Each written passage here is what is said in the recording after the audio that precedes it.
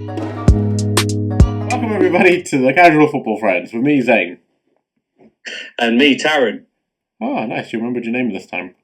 And I try my best. Good. Try to remember my lines. Well, you're here today to bring your best because we have plenty football to talk about. This last weekend was an eventful time where we watched Leicester come back and then lose to Arsenal.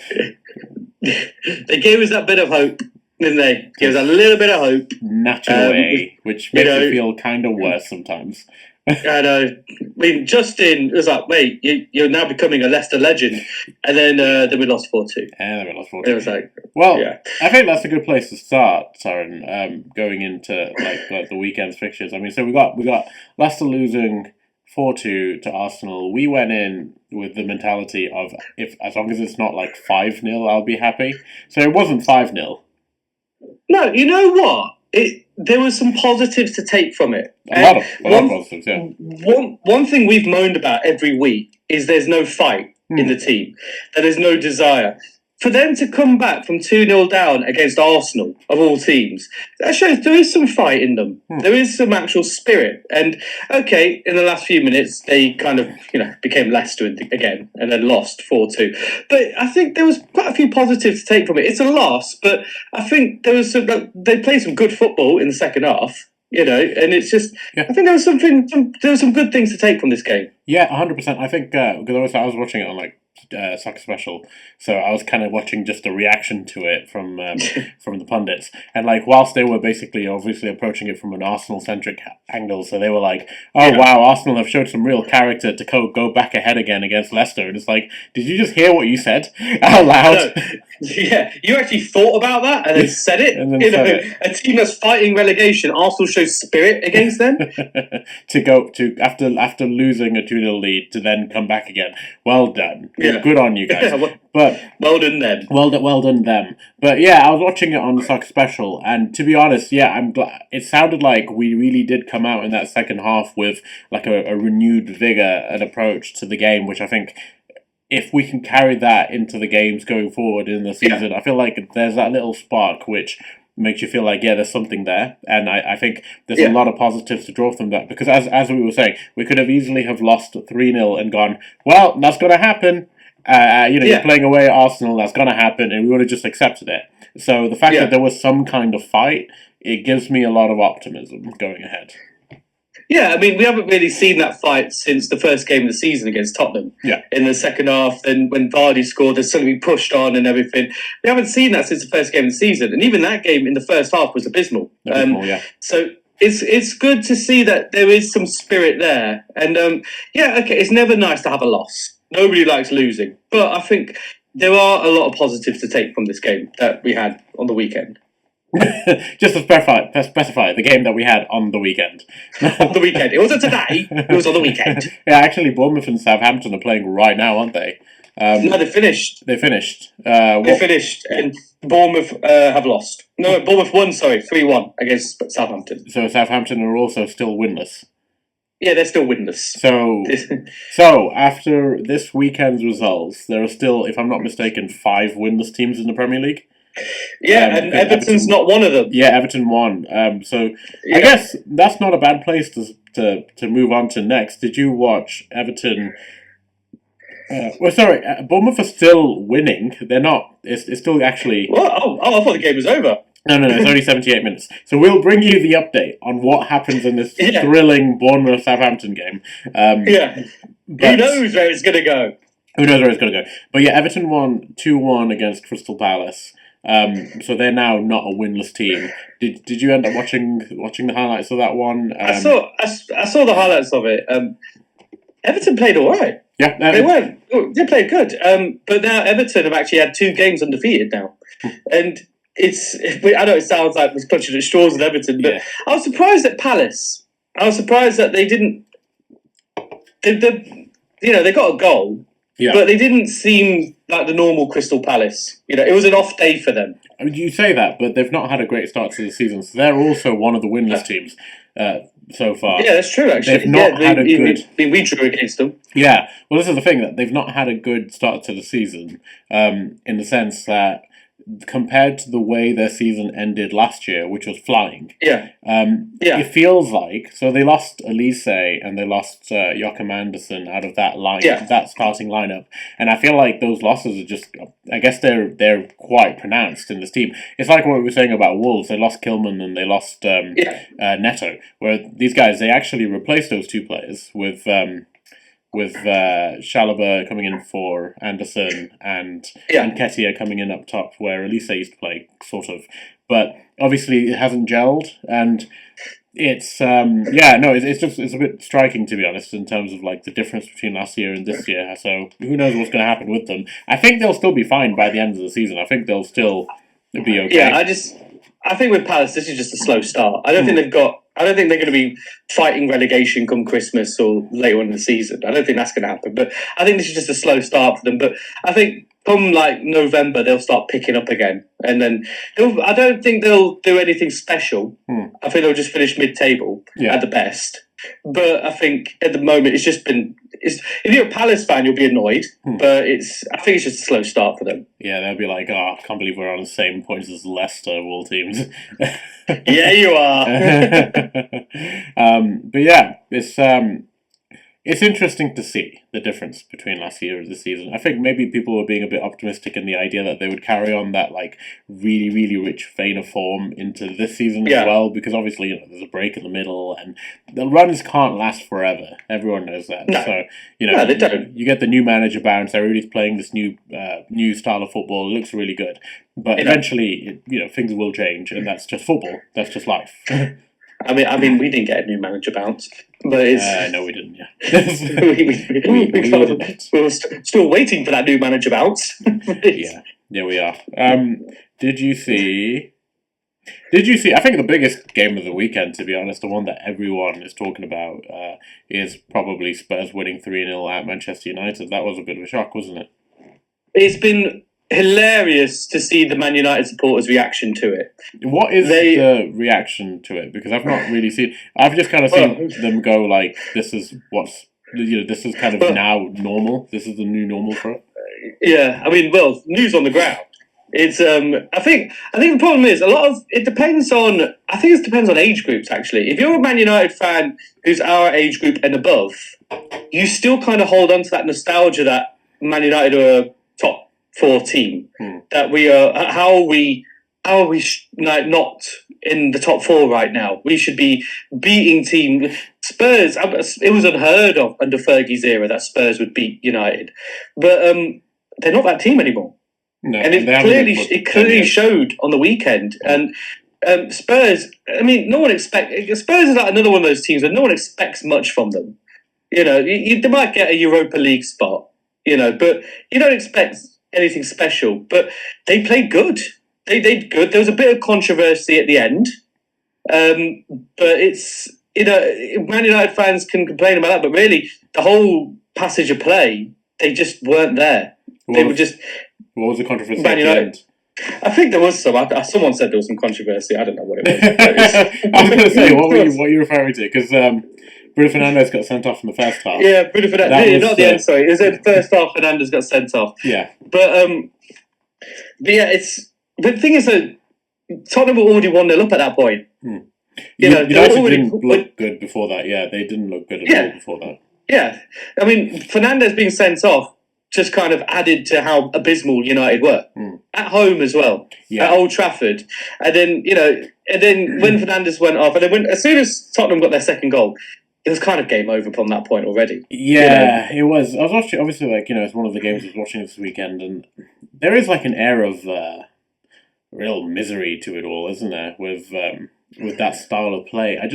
It's so hard to see what they're trying to do, and I stand by. I feel like no matter which team it is, if a manager's been in charge for this long, by the 3rd season you should have something that works. It's not working. Ten Hag is just not working out at the moment, and no. I do Man United want to become one of those teams where they start chopping and changing through managers again. It's they don't really want to do that. They kind of have been over the last 5, 6, 7 years, yeah. And that's what I'm saying. At one point they had Van Gaal, then they had Mourinho. Moyes, it didn't quite work out. It's just chopping and changing, and we don't know. It's like we say just respect the process. Just kind of, it's going to work out. But we don't actually know what the process is. We don't know what system is comfortable for Ten Hag and Man United at the moment. We don't know what system's working. And Man United look like, I think they would. It's very optimistic to think they'll qualify for any European competition this season. Looking at the style of play they're in at the moment, it's still early days. They can still turn it around, but from what I saw yesterday, it wasn't good. No. If you're a United fan, you should be worried right now. Yeah, and it's getting harder and harder to defend like the Ten Hag process, isn't it? Because obviously they won the FA Cup when we did the commentary on it back on your radio show, and it was like I felt like that might have been like a bit of a new dawn, but it feels like there's consistently a number of false dawns with Man United over since Ferguson left. There's always been pretty decent spells or pretty cool results which make you think, oh, okay, maybe this is like the start of something. And they are consistently inconsistent, and I feel like that is the best way to describe them over the last 10 years. But especially under Ten Hag, I can't really think of like a solid run of games where they've won. There's always been like you'll win 2 and then lose to Fulham at home. You'll win 2 and then lose to Bournemouth. So there's it's like they're not consistently beating the smaller teams, and then they're going up against. Even against their rivals now, they're no longer getting results against them, because that was the main criticism labelled at Solskjaer. Is he would for some reason do really well in the big games, so like the Man City, the Liverpool, and not so much Liverpool by the end, but you know what I mean. Like the big bill games, he would set up the team properly, but it was against the smaller teams where their team couldn't kill off smaller teams, and they wouldn't get the results against teams they were expected to dominate. Ten Hag comes in, and it sort of becomes the opposite to an extent, but then all of a sudden he starts losing to, he starts losing at home to Bournemouth and Fulham and teams like that. So it's, at this point, I just don't really see a road to redemption for him and his style of play, but at the same time, it's like they've invested so much into his ethos and his team that how do you bring it back from this? Because you've brought in a De Ligt and a Mazraoui and a Ugarte. They brought some good players in. Yeah, it's just there's no system for them to play in. Like you could bring Messi, Ronaldo, Mbappe. You could bring them all into your squad, but if you've got a shit system, they can't play. And I can't help but think like we watched that FA Cup final on the radio, and I can't help but think that was like just kind of putting a patch over a punctured tyre in many ways. It's just... It was. That's what it was. It kind of made you think, oh yeah, Ten Hag won the FA Cup. There you go. United and now we're off. Yeah. No, it kind of just gave you a false sense of like what the system is. Yeah. And now it's just... It's uncomfortable to watch United at times, how they play. And it's... I think... I mean, he's been put as one of the favourites to be sacked by Christmas. Would that be a good move for United? I don't know. I don't know who's available. Like, who would you really get in? Who'd want the United job right now? Yeah. Who'd want to take over? It's just... I don't see any manager really wanting to go there at the moment. Maresca might. Give him a pound note, he'll go. But it's I'm not bitter. But I just think with United at the moment, it's uncomfortable viewing. And I was watching Mark Goldbridge's little viewing party of it, and he's my United guy. I always go to he's watch your United guy, really. He's a United guy I go watch to see, especially when they lose. Okay, very good. That explains it. I was wondering for a second there. I'm like, is he basically saying he's like standing Mark Goldbridge, like watching all of it, or are you just specifically going for when they're losing? You want to see his reaction? But I agreed with something that he said. He said he doesn't understand these players, and he said like. I think he's been very Man United centric viewpoint, like what it means to wear the badge and everything. What it means to wear that notion doesn't exist really anymore now. It's just I think the players just don't work. The system just doesn't work over there. You can get like we just said earlier. You could get all the best players in the world, but if you've got a shit system, it doesn't matter anymore. Because by this point, you should see a style. you should be able to pinpoint exactly what the style of the team is. So, like, you associate like a Klopp style is fast and high pressing football, which is very, very attacking. Pep's is a little more. He's very controlled and it's slower paced, but it's incisive and it's all about working between the lines and the triangles and stuff. I can't tell you for the life of me what Ten Hag's style is, and with what they were kind of harkening back to what they were saying a lot last season is.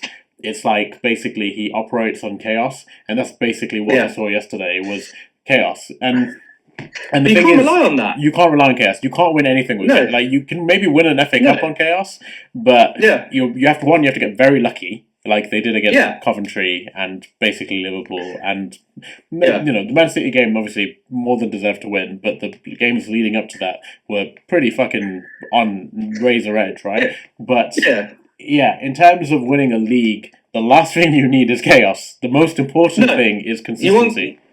Consistency is key, and that's what Man City have done. Arsenal have found that consistency. Liverpool found that consistency. That's what you want. United used to have that consistency. Yeah. And that a few weeks ago we talked about are we now going to have the discussion where we say that Aston Villa are now a top side? Do we now have to have a discussion where we say Man United are a mediocre side? I don't think you can because of it's because of the quality of the players they've got, and also how much they've invested in the team. So Man United have the resources that basically all the other teams in the league could only envy, besides like Man City and maybe Chelsea. But they are the biggest team in England, so it's like they still are. Yeah, they still are. As crap as they are now, they still are the biggest club in Britain. They still are. It's not even. It's not. There's no two ways about it. Like especially in terms of like a global fan base, and in terms of. But basically, which club is most synonymous with the Premier League? It's Man United, man. Yeah, exactly. Yeah. If you go anywhere in the world and you mention the Premier League, first team they'll probably think of is Man United. Exactly. Then they might think of Man City, Arsenal, Liverpool. But the first team a lot of people will think of, even though a lot of those fans, a lot of Arsenal, Man City, Liverpool fans might be upset by this, but unfortunately it's the truth. No, 100%. If you go anywhere in the world, if you mention the Premier League, they'll straight away think Man United. Yeah. And that's why I think when it comes to like this idea, the notion of like a big club becoming a smaller club, it's very hard to ever think United would ever be in that position. I don't think they'll ever be a small club. No, they won't be a small club. They'll never be a small club.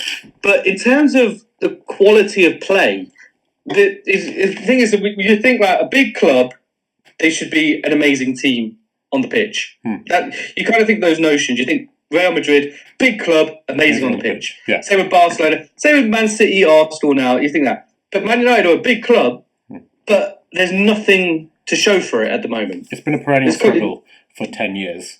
It really has. It's been just struggle. And it's just been a downward kind of, spiral at the moment. It's just, we get it, the Fergie era was amazing for a Man United fan. And we knew it was going to be very difficult to kind of match that because Fergie was there for so long. And a lot of people forget he didn't win anything in his first few seasons at United. No, when he won the Premier League, actually Man United hadn't won the top flight for many, many years, and he instilled something there, and he was able to develop it. Managers nowadays, you don't get given that chance. No, you have to kind of hit the ground running. Yeah, and Ten Hag, for considering what we've been seeing, he's been given quite a few chances here so far. I mean, 3 seasons in, we should see something. We should see something developing now. That's what I'm saying. Is there should be something by season 3. It's like with video games, like the first one a lot of the time in the series isn't always good, but then the second one usually there's an improvement, and by game 3. There should be something that works. Like there should be something good by game 3. There's a formula. A formula that works at the end because you realise, back in the football terms, like season 1 with Ten Hag, okay, there might be teething issues. You're trying to work out what works best for the squad. You could let it off. Second season, you should really start to see something. Yeah, you should start thinking this style works. You should start thinking, okay, if I play more pressing football, that might work for us. If I play more, passing football, that might work. He didn't figure it out, and now we're into season 3 where he hasn't figured it out. and it's literally now the old saying: "Your chickens are coming home to roost now." So it's just I again, I'm very reluctant to ever say a manager should be fired because I always think that a manager could turn it around. But a lot of Leicester fans are saying Steve Cooper should be fired, but I do think crazy, right? Especially in comparison, he's literally given 5 games. I know. Yeah. This guy's been given 3 seasons. Cooper's been given 5 games. Give him a chance. Give him a chance, exactly. And it's just, I think a manager can tell. I always say, let's see where we are at Christmas. Yeah. Let's see where we are at Christmas, and then you can make your decision. If Man United, God forbid, are, say, 15th or 16th by Christmas, then he'll be gone. He'll be gone. There's no two ways about it. It'll be long gone. It'll be long gone. Yeah. But the thing is, though, how they've been playing, it's not realms of possibility. Ridiculous. Yeah, it's not out of the realms of possibility to think they could end up like that. It's just very hard to foresee it because of when you have enough world-class players, or when you have enough good players, you do kind of have individual moments that get you through and get you results. So I think there'll be enough of that where it'll eventually push them up, but it won't be consistent. And I think this is the key to everything that we've been saying is consistency is the problem with Man United in obviously the last 10 years, but especially under Ten Hag. It's just consistency has been his issue. But I don't know. It's hard to see him getting it back from here, and it'll take some pretty big results to kind of win back over the people who he's lost, I think. But at the same time, I think he's been so fortuitous in the sense that he's been in place at a time when there's been a lot of background change. So they've had to have more patience with him, or they've been forced to have more patience with him because they're like, look, we're changing a lot above him. We have to give him a bit more of a chance and not change too much on ground level as well, because obviously change is destabilizing. I think he's been very lucky, and the amount that they've invested in his team, I need to re-emphasize over and over again. They've spent him alone for transfers has been near enough 700 million. I mean, if we look at United's results in September, just to double check, is that what you were doing on your phone? You were bringing up United's results. I was like, is this motherfucker? I'm talking and he's texting away. Could you imagine? Yeah, I generally thought, I was like, this guy's texting. Just on a podcast we're saying, this guy. But I mean, look at it. I get it through on my phone. It's like, the fuck, dude? I mean, if we look at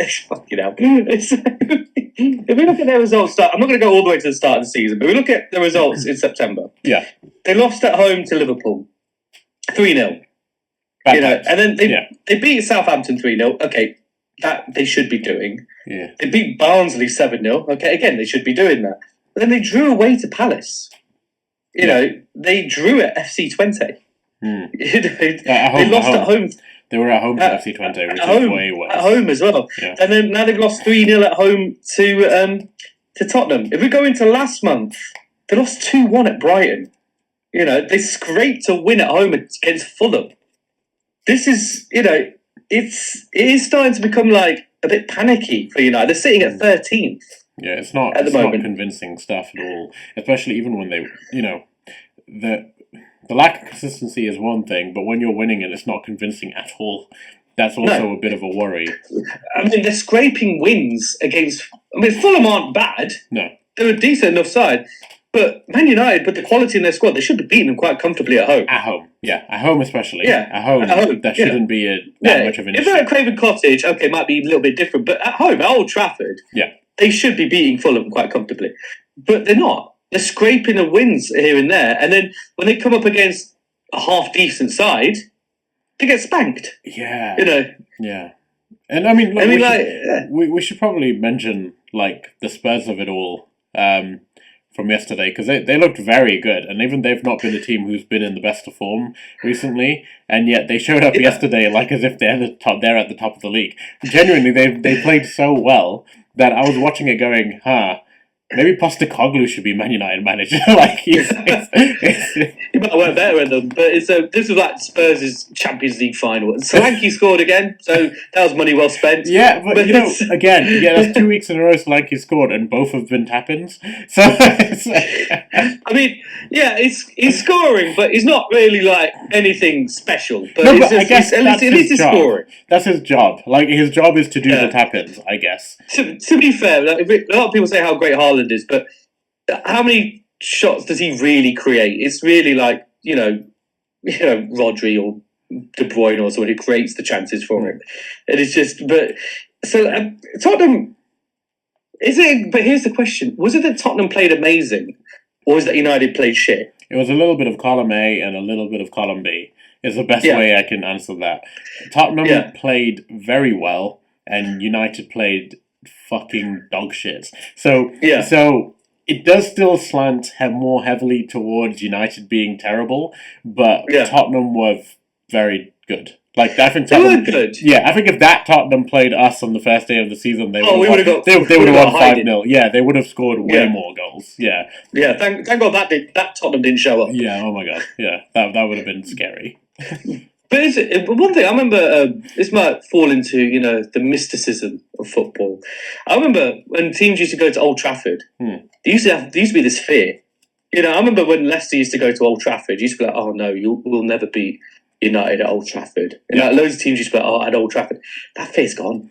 Yeah, and that's dangerous for United. That's such a huge thing to have lost, because it's gone to basically all of their rivals now. Where you go to Man City, like you're going to lose before you even show up. It's what we were saying about Arsenal. We were saying that literally this week before the weekend about Arsenal. We were saying we're going to go there and probably lose 5-0, and that's okay because they're that good. And and look at us, we're fucking celebrating a 4-2 loss, like as if because we showed a bit of team spirit. Because we showed a bit of team spirit because we didn't get absolutely pummeled. And I think but that's how teams used to be. When I remember years ago when Leicester was in the Premier League, when we lost, I think it was when Muzzy missed a penalty. We lost I think it was 2-0 at United at Old Trafford, but we were just like, oh, thank God it wasn't 3. Yeah, thank God it wasn't 4. But that's what the United, the aura of being at Old Trafford used to be like. And Liverpool going to United like 3-0, yeah. Spurs doing the same thing. That's the worrying thing for them, right? It's like Liverpool did it, and everyone's like, "Oh, but it's because it's Liverpool," and like maybe the moment and occasion got to the United players, but then Spurs went and did exactly the same thing, and it's like, "Oh, this is a pattern. This is the most consistent they've been in a while. But they've been consistent in losing, which is the worst kind of consistent you can be." Yeah, it used to be. If a team beat United at Old Trafford, they had to play fucking good. Yeah. They had to play pretty bloody good to do it. And I remember when Arsenal knocked Man United out of the FA Cup at Old Trafford. Arsenal played amazing that day when they beat them 2-0. That many, many years ago. But that was back in the day. Now, I think we still hold on to that, United back in the day, they were so good, they were amazing. That's not the United anymore. This United, they're not really. Since Fergie, they've won a couple of FA Cups. They won the Europa League, didn't they? Under Mourinho. And it's just sad to watch. Yeah, but I think one thing, if any United fans are watching, one thing you have to always remember is football is extremely cyclical. So eventually it'll come back. Like it always does. When you're that big, eventually the tides turn. Like I remember Liverpool were kind of in a similar position. Arsenal were in a very similar position over the last 10 years. Arsenal before Arteta were pretty much in exactly the same position United were. Arsenal were like footballing limbo not too long ago. Yeah, straight after Wenger left or even sort of during the last few years of the Wenger era. It wasn't great, and people kept describing them as banter FC. The title always passes, and eventually it'll be someone else. That's just football. That's all sports, really. Any good sport, you will have a rotating cycle of teams being the banter team. I mean, like, a lot of people thought Unai Emery was like the worst manager to ever come to the Premier League under Arsenal, but then he went to Villa. Yeah, It's completely different. He's arguably the second best manager in the Premier League currently. Yeah, he just didn't work well at Arsenal. Yeah, but sometimes that happens. It's just good managers do well. That's going to happen with Ten Hag now. 100%. Like he's going to leave Man United, and then he'll end up going to like. I was going to say Wigan off the top of my head, and I was like, no, why Wigan? Why would he go to Wigan? Why would he go to Wigan? I don't know. He'll go to the Premier League side, but he'll go to League One Wigan. No, he'll go to he'll go to I don't know, Fulham and be amazing. Fulham, or you never know. Ten Hag could go to Leicester and turn Leicester into a half decent team, and then people say Ten Hag's one of the greatest managers ever. Yeah. But he failed at United. Man United. That happens. Brian Clough failed at Leeds, but then he managed to win the European Cup then with Nottingham Forest. So it just happens like that. But I think like you said, a lot of people forget that Liverpool in the 2000s they were good, but they weren't incredible. Liverpool, as most of the time I remember, haven't been this incredible team. It's only sort of the last 5-6 years. Yeah. So, I mean, they were always good in the Champions League. Yeah. They always did well there. Like they won it that night in Istanbul in 2005 under Benitez. They won that. But they never challenged for the title. I mean, they did. They had the odd occasion where they did, but it was never like consistently Liverpool going to challenge. It's only like under Klopp that they started to become like this huge threat in the Premier League. Yeah, and consistency is everything, and I think that's what defines a manager, and that's what defines an era. So it's like you think of the Klopp era in Liverpool, you think that they just kind of romped to a bunch of different competition wins, and they played this amazing football, this high tempo football. You think of Guardiola era in Man City, and it's like just steamrolling everybody. That's consistency.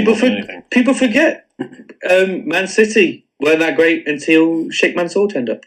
Yeah, they weren't amazing until at all. they were nothing. Yeah, kind of. Yeah. They're very close to relegation. Usually, a lot of people say like, "Oh, Chelsea were like, they bought the league when Abramovich came in." Chelsea were consistently like a Europa League side, and they every now and then got into the Champions League. They weren't shit. They were like a Spurs or a Aston Villa, like right now. Yeah. The Man City were like a us. They used to struggle to stay up. Yeah, that last season I remember before they got taken over was like before the Mansour one, when they had Thaksin Shinawatra take over. The season before that with like Joey Barton and stuff playing for them, they literally just stayed up, and that's like that always permeates in my mind whenever I'm like watching all of their successes nowadays. I'm like, God, that's the image of Man City in my brain that like forever stuck. But like a modern day equivalent of what Man City were like is probably us, or like Like we're waiting for some oil baron to turn up and take us over. Yeah, I mean, it shows we can fight the Premier League though. Yeah, God. Well, I mean, I'm pretty happy with our owners compared to every nation. Yeah, I mean, I don't ever want to change our owners. No. But yeah, it's just we just need more. Leicester, we already know the situation with them, but yeah, we do. With Man United, I think it's bleak at the moment. It's pretty bleak, but that doesn't mean it's going to be bleak forever. No, of course not. And things change very quickly in football. We never know. Yeah. In the new year, you could be talking about how they're like up in the Champions League places. So it really all it takes is a little bit of a pebble patch in form. Yeah. And all of a sudden, it's like, wow, this guy's a genius. We've been talking about Man United for ages, haven't we? Let's move on. Did you watch Cole Palmer score 4 fucking goals against Brighton? He's the one guy who kept my fantasy team going. Yeah, me too. Cole Palmer did. Yeah. And it's just, so Chelsea aren't having this collapse that I assume they would have. I told you about the reverse jinx back when you said it. By the way, I said. Anything, I've made Chelsea season now. You made them play amazing. Like that. Obviously, they're still conceding goals, but fucking Palmer, man, what a player! Like. He's insanely good. Yeah. It makes me so much more angry that Southgate didn't play him that much for England. It makes me that much angrier about it because he scored in that Euros final. and it just makes me so angry about that. But he's class. There's nothing. They haven't got. He had a near perfect game. Yeah, he scored. So he's the first player to score 4 goals in the first half. Yeah, all the goals came in the first half. Yeah, all the goals in the entire. It was 6 goals. There was 6 goals in that game, and it all came in the first half. An insane first half. What an upset! And then you're watching, going, "Oh, I wonder how many goals are going to come in this half now," and nothing happens. It's typical. What anticlimax! What anticlimax! But no, great result for Chelsea. Great result for Chelsea. Just coming in, Bournemouth have beaten Southampton. So. What was the score? Was it 3-1? It was 3-1. Yeah. Let's see who scored.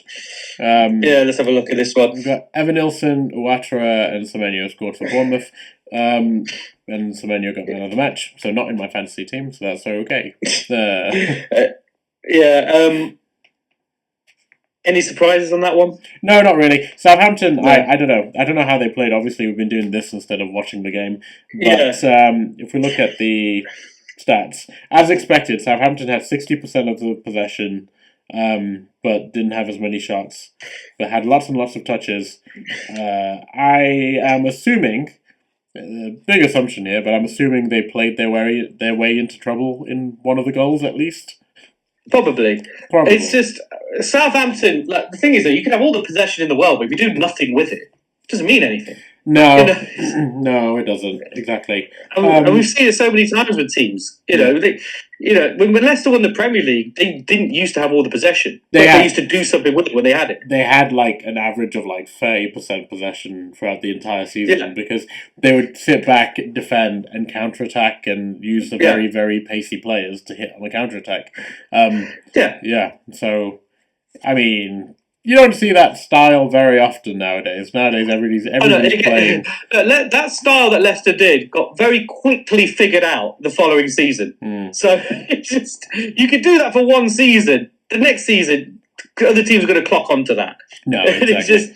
But Southampton, they had loads of possession, but they came away with a loss. Granted they were away at Bournemouth, but it's just who we have next, by the way.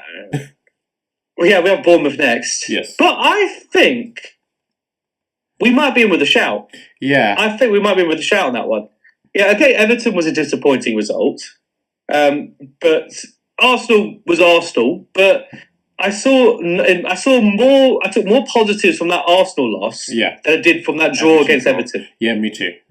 I think the Everton draw left us with a really bad taste in the mouth because we kind of went in with a bit more expectation, and it was a team that had lost like 3-4 games in a row already. So you go in going like, come on, of all the teams you have to beat these guys. Whereas Arsenal, obviously, we performed against a team that have been pretty fucking impeccable for the last 2 seasons. But Bournemouth is going to be a very interesting game because that's like a 6-pointer already, isn't it? Well, hopefully. I hope it's not another draw. Yeah.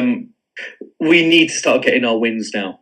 It's come to that point with Steve Cooper. Okay, I keep saying let's wait till Christmas, but we need to see some results until then. We can't just draw and lose until Christmas. We need to start getting some wins, and Bournemouth needs to be our first win of the season. It has to be. There's no two ways about it. No pressure, Steve. No pressure. Yes, come on, Cooper. You got this. Come on, Coops. So should we just get that on a banner? Come on, Coops. Come on, Coops. You got this. Come on, lad. Come on, Coops. But I think, it's just.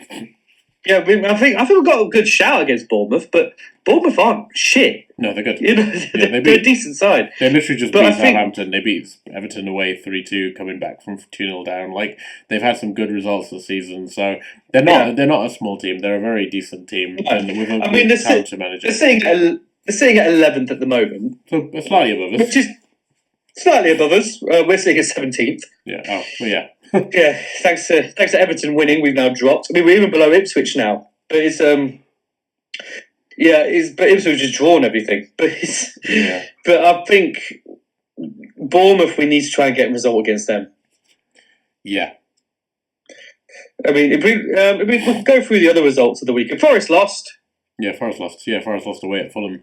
Sorry, at home So to that's Fulham. at Yeah. home, at Yeah. home at Seaground, Yeah, I was a which bit is a surprised. positive. I was a bit surprised by that, to be honest. I thought Forest would win, considering their form. But yeah, Fulham, And well done, Fulham. yeah, Ipswich got a good result. Yeah. 2-2 against Aston Villa. Aston 2-2. Villa. Yeah. Aston Villa, which surprised me actually. Yeah, good for them. I mean, did you see Delap's goal? The Yeah, it was, dribble past yeah, it was a him good and goal. yeah, it was so good, and Yeah, but good for them, I guess. Yeah, I'd be pretty happy if like we ended up with a season where both us and Ipswich stayed up. That'd be quite cool. that'd be great. That'd be a win for football. That'd be a win for football. I mean, not in our account. I feel like us staying up would be a loss for football in the sense that we kind of cheated to still be in the Premier League. But there's always grey areas. But I feel like Ipswich, that would be a win for us. But Ipswich staying up would be a win for football. So it's like both That'd be a win us, for football, yeah. both So us everyone- individually, and everybody football. wins. Everybody wins. Exactly. Us and Yeah. football wins. But I was surprised at Aston Villa because they were winning the game 2-1 at one Yeah. point. But then but you know what? I think it's just a blip for Aston Villa. They'll be back next week. Yeah, probably. You know. I mean, what they're playing? Are they playing United next, or they? I'm not 100% sure. I know they're playing I'm not United sure. pretty soon because that's one of the big games that people were saying. Well, Ten Hag has to win that, and I'm like, well, good luck for that. That's Who are Aston Villa got yeah, next? they're playing United. Yeah, on they're playing Sunday. Villa at Villa Park. Ooh. So big test for Man United there. Yeah, Huge test. big test. If you're going to be betting on that game, your probably easy bet would be to go for Aston Villa. And now I've said that, I probably jinxed them. But it's but yeah, I think that's got Villa written all over it. Aston Villa should win that one. Yeah, but you never And know. comfortably. You never Comfortably. know. You never know with Manchester United because they'll lose 3-0 at home to Spurs, and they could very well beat Aston Villa away because that seems to be the trajectory of the club right now. The thing about United, they've got the squad to do it. Yeah, 100%. They've got the talent. They just don't have any tactics. Mm. But they've got the squad that can actually grind out a win somewhere. It just reminds me of like England, in the Euros. We had the squad, just very little tactics. Mm. But we had the talent to grind out a result. Man United have the talent to grind out a result. But the difference is Aston Villa have the talent. They've also got the tactics. Mm. So I think I'm not a predicting man, but if I want to predict anything, I'd predict Aston Villa win on that one. It's quite ironic that you mentioned England there because obviously Southgate has also been linked so heavily with the Manchester United job because he would definitely sort out the tactical issues that they're having. Clearly, I think now this might be just jumping on the Southgate bandwagon hating kind of thing, but I think that'd be one of the worst things for Man United. Yeah, I don't think they'll do it. Because Southgate, if Southgate went to Man United, it would get worse. It would get worse, yeah. I think he also it wouldn't be good for him because like he probably doesn't need that kind of pressure straight after the England job, which is the only other job I can imagine comes with a similar level of pressure, if you know what I mean. The England job must be fucking thankless, right? And then to go to Manchester United, where if it's not perfect, you will again have just a horrible time. It'd be a terrible career move because you got the England job where you're just going to get shit every week. Yeah. Like, even though England haven't won anything since 1966, there's still this expectation. And then you're going to go to Man United where there's an even higher expectation. Yeah. With the history of Man United, with all their trophies and everything, and you're going to do shit. It's just... Gareth, don't do it. Don't do it. Don't do it. Don't do it. For your own sanity, don't do it. Yeah, it's like, sometimes you get one of those moves where it's like the right. It worked out well for absolutely everyone. This is one of those moves which would, I think, blow up in everyone's face. However, Southgate might surprise us. Maybe he is the next Ferguson. Maybe club football was his thing. I mean, we've never seen it before. I mean, he had a little stint at Middlesbrough, and that wasn't exactly all that. But you never know. Maybe going to Man United might be the thing. Yeah, I mean, it'd be great. It'd be great for us to watch. Yeah, very, very out there, wouldn't it? I guess should we move on? Should we move on to our famous section? Which section now? The clickbaits? Yeah, let's go to clickbaits. I mean, I'll mention one thing. Wolves lost at home to Liverpool, and I was watching that game at a gig in Stoke. Okay. With comedian Key Carson. I was watching that game with him.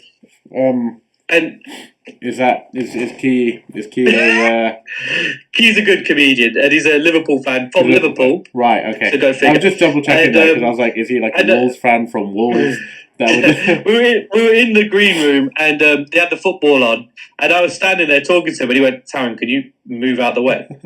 And I'm like, "Oh, sorry." He's like, "Sorry, mate. I didn't want to inconvenience you." Yeah, my sorry, mate. But watching that game, Liverpool, so good. Yeah, did you plug the podcast, by the way, when you were talking to him? It'd be like, hey, by the way, if you like this football, how about you listen to this podcast about some real football? Yeah. Don't listen to these pundits. You want to listen to what we got to say. Listen to what we got to say. Two completely untrained comedians who have no relevance to the game whatsoever. Oh yeah. But yeah, no, Liverpool did play really well. I do again. I didn't really expect much from Wolves anyway. Going into that, they are kind of bottom for a reason.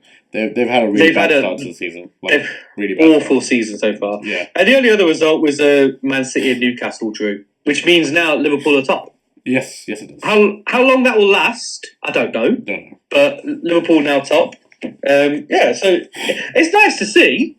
Because we don't want to see a consistent Man City on top for the whole season. No. But how long Liverpool will be on top for, we don't know yet. Leicester could have messed up Arsenal's season. But it's at the moment, if we look at the league so far, top four is Liverpool, Man City, Arsenal, Chelsea. Chelsea, I don't think they'll last long there because Aston Villa are right behind them. You really don't believe in your reverse jinxing ability, do you? Considering I think Chelsea are going to win the league. They won't get relegated. Enzo till we die. Enzo till we die. Enzo. But and it's I think at the moment the top five kind of makes sense. Yeah. Really. Yeah. It kind of makes sense. I don't think anybody would be surprised that those five are in the top five. No, and even though it's very early days, it's already checking out to like where it's probably going to end up shaping up anyway. Yeah, I mean, a few positions might change, but that If you told me that was the top five at the end of the season, but like in a different order, maybe I'd be like, yeah, checks out. Yeah, that's it. Makes sense. All right, shall we move on? Let's move on to our famous segment, Clickmates. I'm glad we said that at the same time with that one. And if those of you who don't know what Clickmates is, it's basically a section of the show where we find basically clickbaity articles that you tend to see a lot on Facebook nowadays, and they're just basically bullshit. They'll come up with a big article, you read it, and it's all nonsense. It's bullshit, or it's designed to specifically engage your rage is the best way to describe it. So it's literally there might be like a little line of truth to it, but it's worded in a way where it's just designed to get interaction from people, and usually that interaction is in the form of an angry commenter going, "This is fucking bullshit. That's not what he said," or women in football. It's usually women. It's usually women in football that they attack. Like 90% of these articles that we see are usually fake quotes attributed to a female footballer, and then loads of people attacking women in the comments. So we don't want to touch on that every week because that's some like toxic bullshit that we don't have to deal with.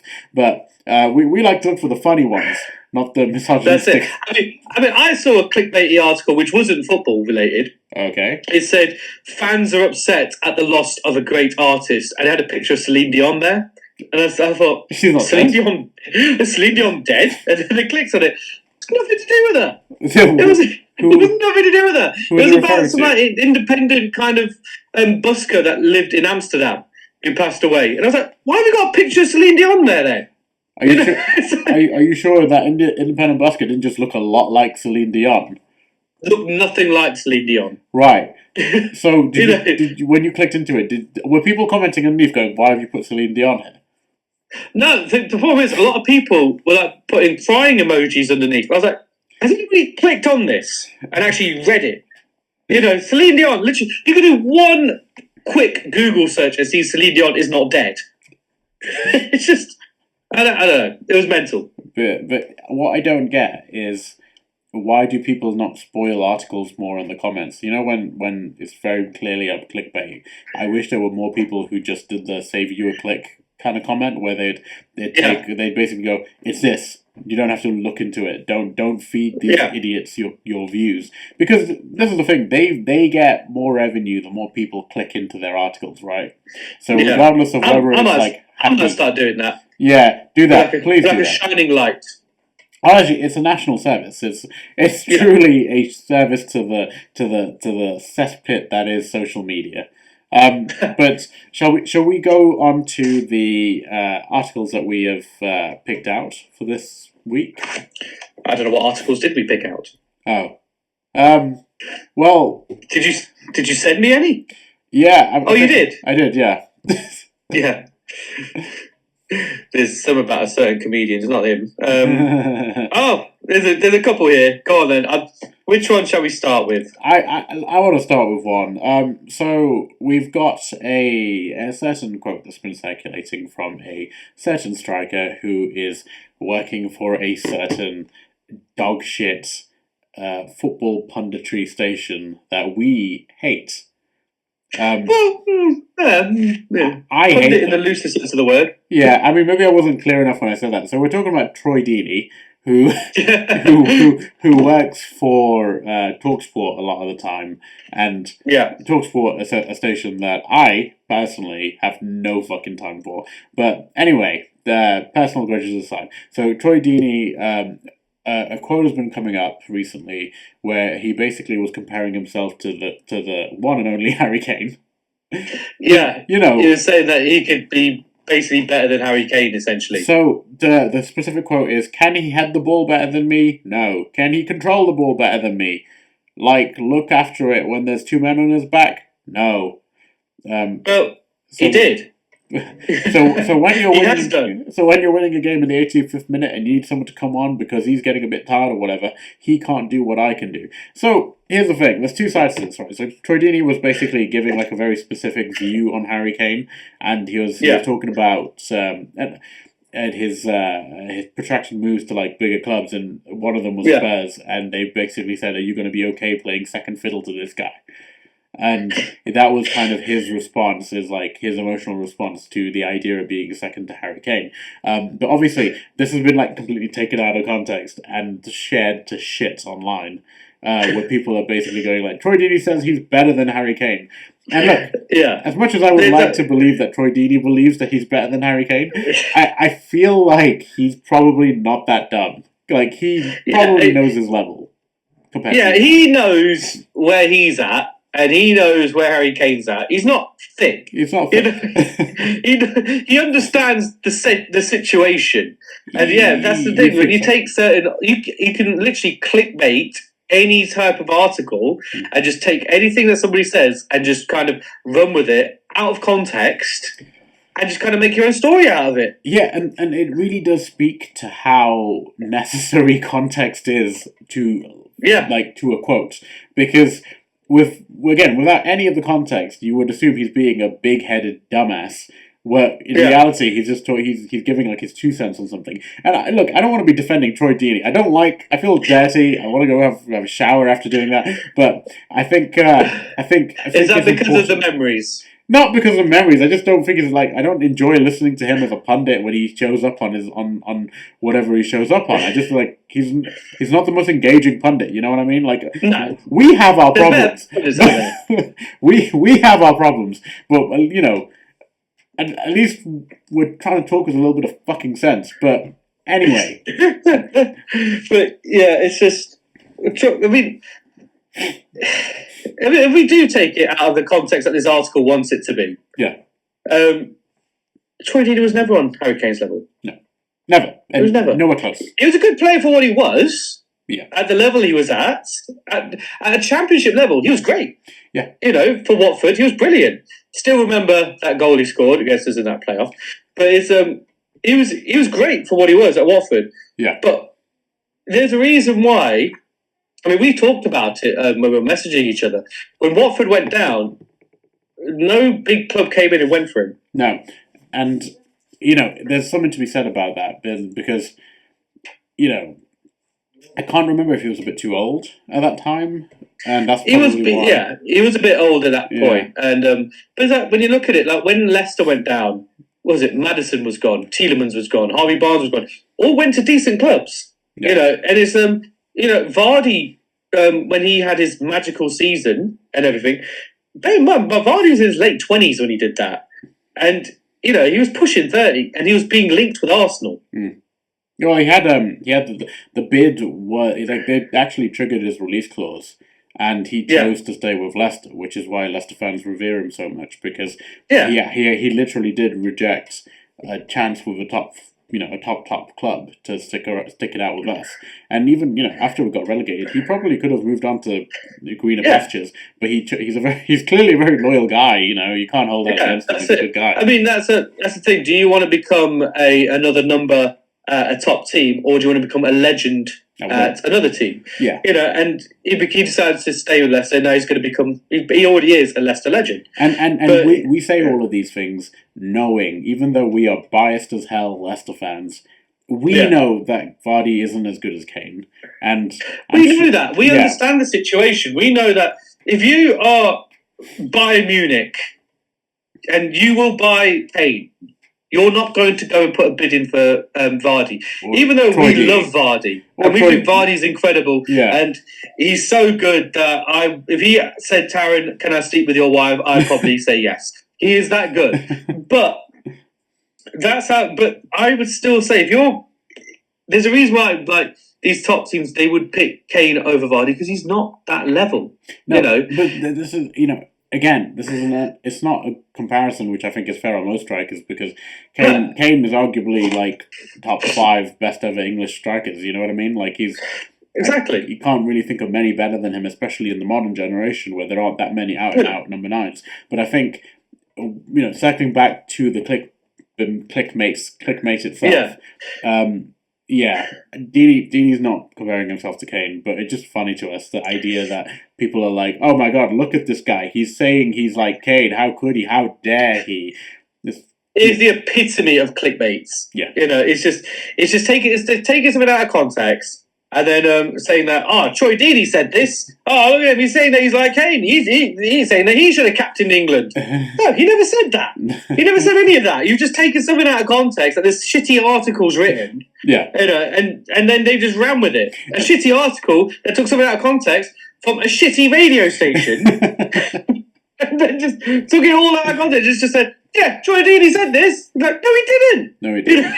Yeah, well, it's funny because like we do clickmates because it's supposed to be funny, but like I feel like for me it's like a personal crusade about how much I hate clickbait because I just hate how much it kind of encapsulates modern day sort of punditry and modern day interactions when it comes to online, especially when it comes to football.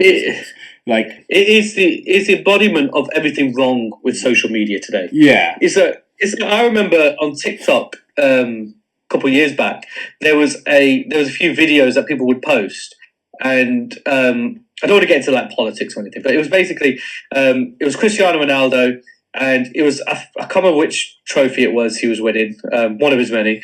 And he was like shaking hands with people and they said, Cristiano Ronaldo snubbed the Israeli president and he walked right past him. And I looked at him, that's Marcel Platini. And I was like, that's not the Israeli president. And I even commented on some of these videos saying, just so you know, that's not the Israeli president, that's Michel Platini. That's the president of UEFA.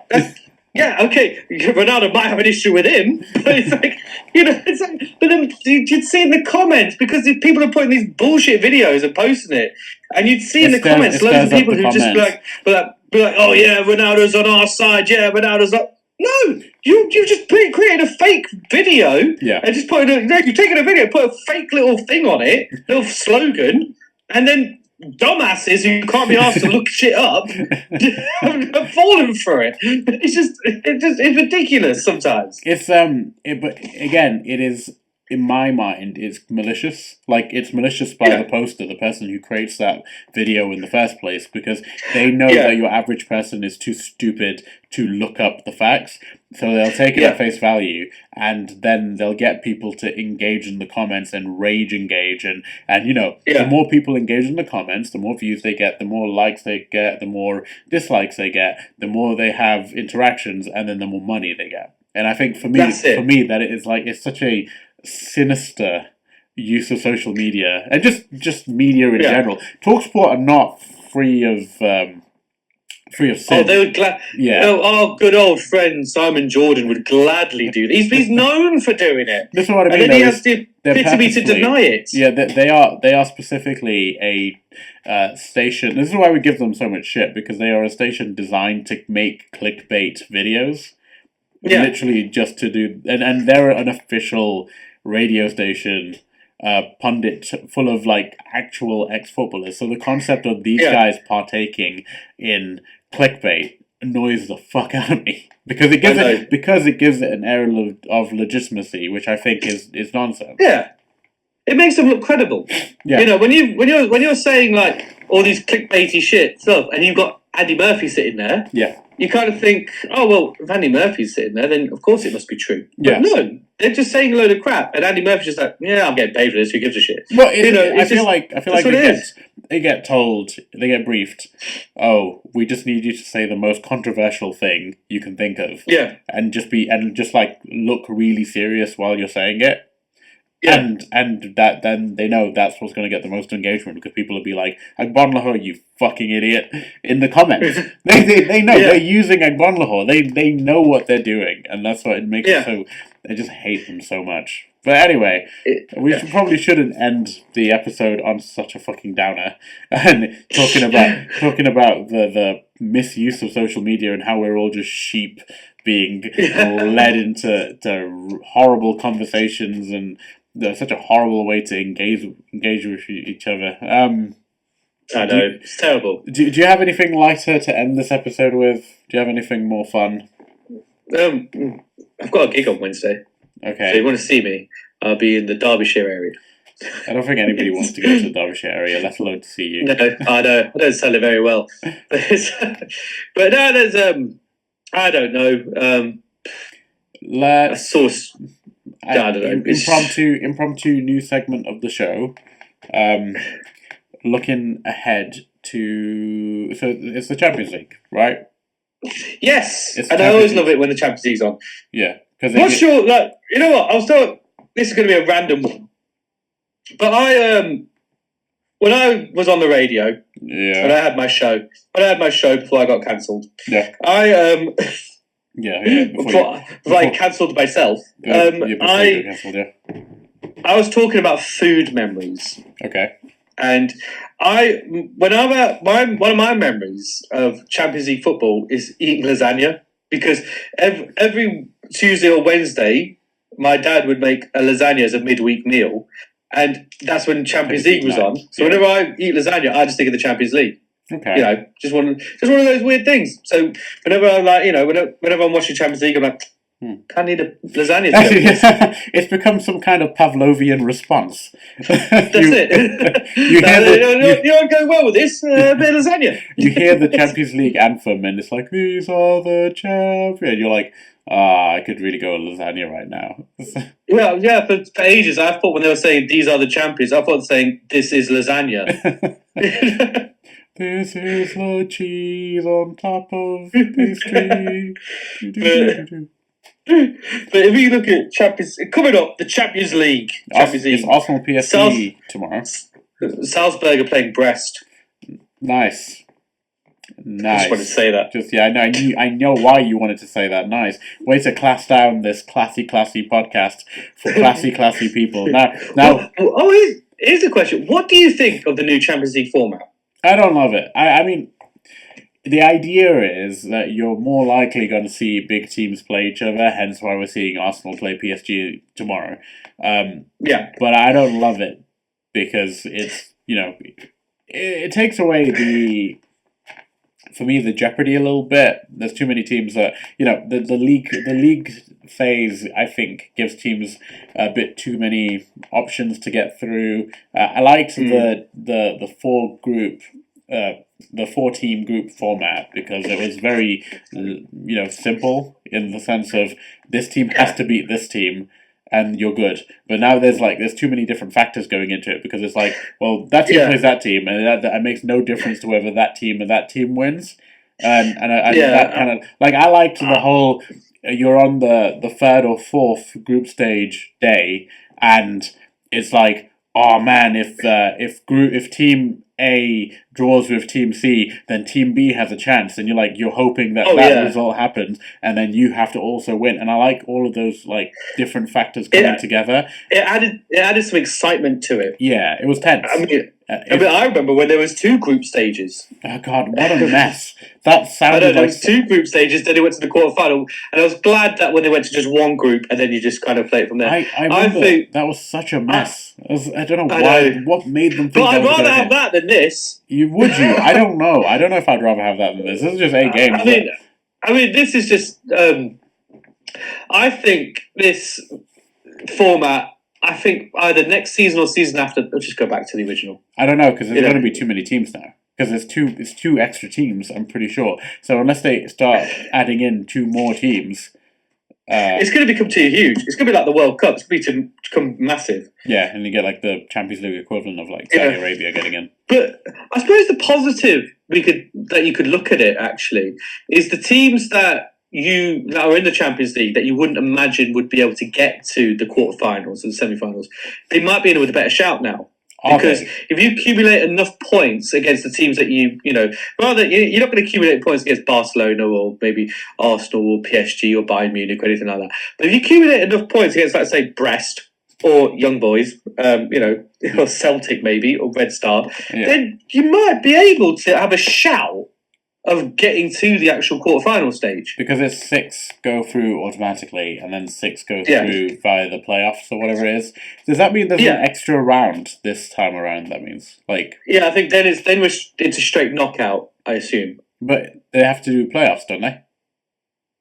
It's just this is my problem with it. It's like, have you just added a round? I mean, we got some big games. We got Arsenal versus PSG, Leverkusen versus AC Milan. Yeah, so that'd be good. You know what might be a good game actually? It's Borussia Dortmund versus Celtic. That might actually be a good tear up actually. Slovan Bratislava versus Manchester City. That will undoubtedly end in a win for Slovan. Barcelona playing a bunch of young boys. I scrolled down too far and I was like, and Newcastle versus Wimbledon? I went, no. That's a Champions League one, is it? That's a League Cup. And then on Wednesday, Villa got Bayern Munich. That'll be a big one. Yeah, that's Aston Villa's first big test in Europe. That'll be pretty big. So it'll be interesting how Villa handle that one. Yeah, but my other issue with this is that there's too many. I don't know. I don't want to keep bitching about this because eventually you settle into it. I don't know. I feel like Wednesday doesn't have the pick of the games. Tuesday's got the better games. Oh yeah, Tuesday's got the better game. Liverpool are playing Bologna. Yeah, which is fine. Bologna. You got Leipzig versus Juventus. Yeah, that should be fine for what it is. But and Man United have got no one because they're not in it, and it's just want to throw that one in there. Nice. It feels like it's going to be really long. Jury's out. Jury's definitely out. I think it feels long already. Now, even though we've just gone through the fixtures, it feels long. But let's see how we feel at the end of, I'm assuming, November? When the groups are finished? Or is it December?